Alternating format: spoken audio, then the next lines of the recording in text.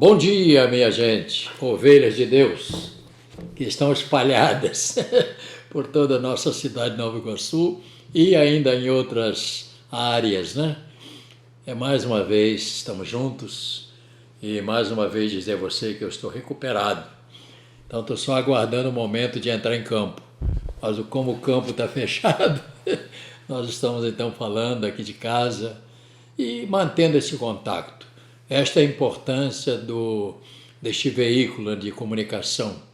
A gente pode falar com você e você também em casa pode participar, ouvindo, participando com a gente. Dizer a você que é muito importante para mim este contato que eu faço. Isso aí me enche de alegria porque parece-me que eu estou vendo uma igreja cheia, todo mundo ali, alguns levantando, andando. Então eu tenho essa visão da igreja. Mas eu espero que em breve nós estaremos juntos e vai passar. E eu tenho procurado trazer sempre uma palavra que possa ajudar a gente nesse momento a pensar. Porque esses dias é dias de pensar, a gente está pensando. Muita gente em casa, meu cabelo está crescendo, eu vou fazer talvez eu tenha que fazer um lacinho atrás. Mas é assim mesmo, né? Mas eu sempre sou otimista, isso vai passar, porque o importante é superar estes momentos. Se nós não tivermos força, como vamos superar? Então, convido você a permanecer durante alguns instantes. Mateus capítulo 7, se você tem a sua Bíblia em casa, espero que você tenha recebido meu convite para a oração, tenha dedicado um momento de clamor em casa. Eu creio que isso vai fazer a diferença até passar esse tempo. Vai passar. Capítulo 7, verso 24 a 29, que é o encerramento do Sermão do Monte. Para mim, isso é uma base, capítulo 5, 6 e 7. E ele conclui no capítulo 7, 24, dizendo assim: todo aquele, pois, que ouve estas minhas palavras e as pratica, será comparado a um homem prudente que edificou a sua casa sobre a rocha. E caiu a chuva, transbordaram rios, sopraram os ventos e deram com ímpeto contra aquela casa que não caiu, porque fora edificada sobre a rocha. E todo aquele que ouve estas minhas palavras e não as pratica, será comparado a um homem insensato que edificou a sua casa sobre a areia. Caiu a chuva, transbordaram o rio, sopraram os ventos e deram com ímpeto contra aquela casa, e ela desabou, sendo grande a sua ruína. Quando Jesus acabou de proferir estas palavras, estavam as multidões maravilhadas da sua doutrina, porque ele as ensinava como quem tem autoridade e não como os escribas, aliás. Eu creio que esse texto é uma base muito sólida para a nossa vida cristã. E quando lemos este texto sobre o Sermão do Monte, nós vemos aqui a base da nossa formação cristã, ou seja, da vida cristã. E aqui nós temos uma base muito sólida, né? São ensinamentos sólidos e de sustento para a nossa vida em Cristo. E temos realmente aqui a vontade do Senhor. Porque o que importa para a nossa vida cristã é a vontade de Deus. A nossa vontade, às vezes, ela não é a vontade de Deus. Por quê? Porque somos humanos, pensamos de maneira muito humana e nem sempre estamos muito atentos ao que o Senhor fala. Mas esta aqui, eu quero, volto a afirmar, capítulo 5, 6 e 7, ele criou a base para os ensinamentos da sua igreja, do seu povo. Ou seja, para que nós possamos ter uma estrada para caminhar. O Senhor falou dizendo: todo aquele que ouve a minha palavra, ele diz, aqueles que praticam a minha palavra. Não é só ouvir. Vivemos dentro de uma sociedade que se identifica como cristã, só que a vida não confirma pelas práticas, e eu diria aqui, entre aspas, idólatras. Eu vejo muita coisa que não é de Deus, e eu não sou tão criança para realmente perceber muitas coisas.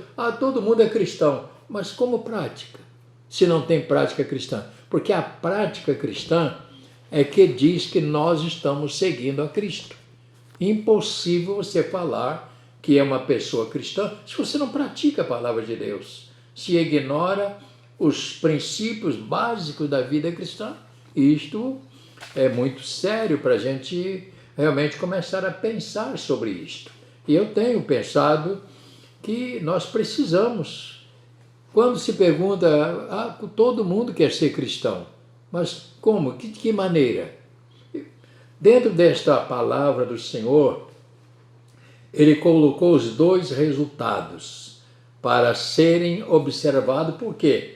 Isto acontece tanto com os que praticam a palavra, como os que não praticam. O homem, no caso, ele escolhe a construção que ele quer. Ou ele constrói a sua vida na rocha, ele se aprofunda em Deus, ou ele constrói na areia. Ou seja, são aqueles que ouvem, até gostam, mas não praticam.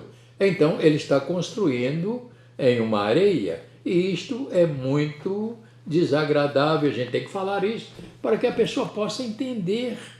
E se você observar no mesmo capítulo 7 e verso de número 21, o Senhor Jesus disse assim, quando ele falou sobre os falsos profetas, ele diz assim: nem todo que me diz Senhor, Senhor, entrará no reino dos céus, mas aquele que faz a vontade do meu Pai que está nos céus. O que Jesus veio fazer? Jesus veio trazer para nós na terra a palavra, a vontade do Pai. Por isso ele saiu do trono de glória, veio a este mundo e se fez carne para trazer a mensagem. E nem todos querem receber a mensagem que ele veio trazer, e é mensagem de vida. Portanto, hoje nós estamos vivendo um momento de um teste para a nossa vida de fé. A igreja está fechada, né? Sem podermos oferecer o nosso culto ao Senhor. Isso para nós é como que tirar a água da gente, né? Como tirar o chão, né? E vendo, né? Vivendo, e aliás, vendo um temporal. É uma prova muito grande, é momento, portanto, de dizer, eu sei que o Senhor está no controle. E é como um menino que estava dentro de um avião e, de repente, em determinado momento, este avião, esta aeronave, começou a entrar numa turbulência, todo mundo ficou apavorado. E tinha um garoto que ficou lá com a sua revistinha, história de quadrinho, brincando, e alguém chegou para ele: rapaz, você não está vendo que está vendo um temporal? Você não se preocupa? Ele falou: não, o piloto é meu pai. Olha a diferença. Então ele disse: meu pai é que está no controle. Então ele acreditava no piloto, não no temporal. Então eu creio que nós, como cristãos que somos, nós devemos valorizar a palavra de Deus. Devemos entender que aqui não é uma brincadeira, aqui não é um jogo de palavras, isso aqui não é uma historinha. Nós estamos falando aqui de vida e de morte. A Bíblia trata deste assunto de vida e morte. E nós precisamos entender. Então, há pessoas que querem construir uma vida cristã sem fundamentos. Nós precisamos fundamentar. A nossa igreja, graças a Deus, não estamos dizendo que somos melhor, mas nós procuramos em nossa igreja dar instrução para todos desde cedo, para as crianças desde o berçário, os meninos e meninas, adolescentes, jovens, nós procuramos, e também para os adultos. Nós temos cursos na igreja que é de graça, mas é para como que criar sustento da vida. Como você vai ser um cristão se você não tem conhecimento, pelo menos o mínimo básico para a vida? é preciso. Então, nós nos preocupamos e nesses dias está tendo aula, como nós estamos transmitindo aqui, as aulas também estão sendo através da internet. E todos os alunos estão participando, mandando os resultados. Por quê? Porque nós não podemos perder este contato, né? E agora, como pastor, eu me preocupo que neste momento que estamos vivendo, muitas pessoas possam se afastar, desanimar e amanhã esquecer até o caminho de volta da igreja. Então, a minha palavra a você, por favor, não se desvie de Deus. Mantenha a sua vida em Deus, porque é a única rocha que você tem. Não adianta para um lado e para o outro. Eu sei que é difícil o momento, é verdade, mas nós não podemos ignorar. Temos que esperar e isto vai passar. Então, dentro desse texto, nós chegamos a uma conclusão que existe os que praticam a palavra e os que só ouvem, mas não praticam. O temporal sempre vai chegar. E quantas pessoas hoje estão desnorteadas, sem saber o que fazer. Então, a minha palavra, mantenha-se neste momento firme, coração ligado a Deus. Vai passar esse temporal, creio eu, de todo o meu coração. Então, a razão de nós estarmos aqui aos domingos, falando com você, pastor Luiz Carlos, pastor Otávio e todos nós, pastor Robson, que ministramos a palavra, estamos no ar. E eu antecipo para você mais uma coisa. Se no próximo domingo, primeiro domingo que vai acontecer em junho, a igreja estiver fechada, nós vamos fazer a nossa Santa Ceia. Eu vou fazer com os músicos ali, com a distância que é pedida para se fazer, e é normal, como também vou pedir a você em casa. Você vai se preparar, como nós temos falado, naquele dia vamos preparar, compra um suco de uva, um cálicezinho pequeno, coloca lá, na hora que nós ministrarmos, você vai pegar junto e nós estaremos juntos nessa comunhão. Eu creio que isso faz edificação, vai ajudar a mim e a você a nos mantermos ligados. Portanto, queridos irmãos, o temporal sempre chega. Sempre vai acontecer. Estamos vendo nesses dias agora, lá na Índia, uma coisa horrível, né? E até o aeroporto ficou tudo cheio de água, né? É assim que acontece, muitos morreram. Morreram para 62 pessoas por causa do vento. O vento chega. O problema não é o vento, é como nós estamos alicerçados, né? Eu quero terminar dizendo a pergunta: será que toda aquela multidão que diz no verso 28, quando Jesus acabou de proferir essas palavras, estavam as multidões maravilhadas da sua doutrina? Por quê? Porque ele ensinava como quem tinha autoridade, e não como os escribas, que ensinavam uma coisa, mas não praticavam. Botava a farda nas costas dos outros e ele não queria carregar nada. Então, sabiam disso aí.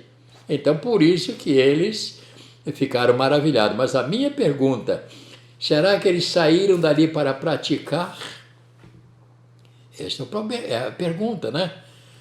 Será que saíram para praticar? Isto é o retrato da nossa sociedade hoje. Se identifica como pessoas cristãs, mas a casa está na areia. Será que... Como vai acontecer com eles? Quantas pessoas? A decepção, né? Crê no Evangelho, mas não segue o Evangelho. Meus irmãos, vamos nos manter fiel. Vamos manter firme no Senhor. O temporal, volto a insistir, vai passar. Você crê nisso? Vai passar. Hoje passa um aperto, pessoas perdem o trabalho, Deus vai abrir outra porta, sempre haverá um cuidado de Deus, tá bom? Tenha cuidado em também não entrar na pilha. Sabe o que é pilha? Daquilo que às vezes você vai para a televisão, fala. Tenha cuidado, proteja a sua vida. Proteja a sua vida. Eu sou um pouco, não sou crítico, mas eu não gosto. Só se ouve coisa ruim, não tem uma coisa boa. Por quê? Porque ele não tem outra coisa a oferecer. Você não pode esperar que uma água suja saia alguma coisa boa. É suja. Então, vamos manter a nossa vida diante do Senhor colocar o nosso coração. Senhor, meu coração está à sua disposição. Então, fique com esse texto. Bem-aventurado aquele que ouve estas minhas palavras. O que Jesus estava dizendo é isso. E pratica. Eles são como rocha. Vai chegar o temporal, mas não vai alcançar. Tá bom? Que o Senhor te abençoe, te dê um dia excelente. Logo mais o pastor Otávio também vai certamente pregar a palavra e vai ser, creio eu, também uma palavra muito boa, uma boa palavra para a noite de hoje, tá bom? Antes da nossa oração, eu quero mais uma vez, como sempre faço, agradecer a você pela sua conduta de fidelidade com a igreja. A igreja está se mantendo, nós estamos pagando os compromissos que temos, graças ao seu coração. Esta é a igreja que eu sempre acreditei. Uma igreja que não é por causa de estar fechada que as pessoas viram as costas. E isto me alegra em saber que aquilo que nós falamos está produzindo fruto na nossa vida. E fidelidade é que leva um homem de Deus para cima. Fidelidade é que faz os fortes. Portanto, eu aguardo em você sempre. Se você quer participar, você sabe, nós temos a conta da igreja. Você pode colocar lá. E também na igreja nós recebemos lá, tem sempre um homem. Ele não recebe. Ele vai te indicar onde você vai e lá vai fazer uma oração antes, tá bom? Então vamos orar, pedindo a Deus que nos guarde nesses dias. Vamos orar. Nosso Deus e Pai, em nome do Senhor Jesus nós oramos em favor de todos os nossos irmãos e amigos que nos ouvem, participam conosco, aquelas pessoas, Senhor, que fielmente estavam na igreja de manhã, lotando a igreja e nos outros cultos. Senhor, eu oro por cada um deles, onde eles estiverem. Coloca as tuas mãos, Pai. Coloca as tuas mãos. Não permita que venham a desesperar, ou baixar a cabeça, ou ficar reclamando. Senhor, protege estas vidas. Cuida, Senhor. Lembro de uma porção de irmãs já de idade, eu tenho mandado telefonar, buscar saber se estão bem. Essa é a nossa preocupação. Mas eu sinto realmente desejo de orar para proteger a vida de vocês, tá bom? Que Deus te abençoe e te guarde diante deste temporal e que as suas raízes sejam mais profundas, raízes profundas em Deus. Esta é a minha oração, trazendo até você a palavra do Senhor. Amém. Foi muito bom a gente estar aqui, né? Melhor seria na igreja, né? Mas vai chegar o dia que nós vamos chegar lá, né? Nós vamos chegar e vamos tirar o atraso, vamos assim dizer, vamos adorar, gritar, pular. Então fique antecipado, antenado, porque se no primeiro domingo de junho não tiver a oportunidade de estar na igreja, nós vamos fazer aquela ceia em casa. Eu sei que algumas pessoas criticam. Porque esse negócio de a pessoa em casa fazer a ceia, não, essa ceia será dirigida por mim ou por pastor Otávio. Nós somos os sacerdotes, somos nós que estamos autorizando e dizendo, este é o momento, pega o pão, este é o momento, pega o cálice, nós estaremos juntos. Então, é uma autorização, modesta parte, que eu estou dando, tá bom?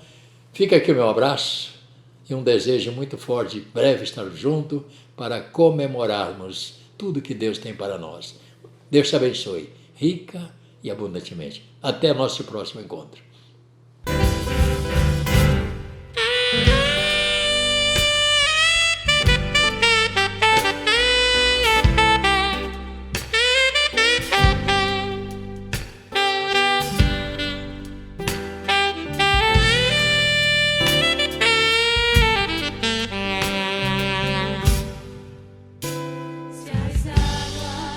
Do mar da vida quiserem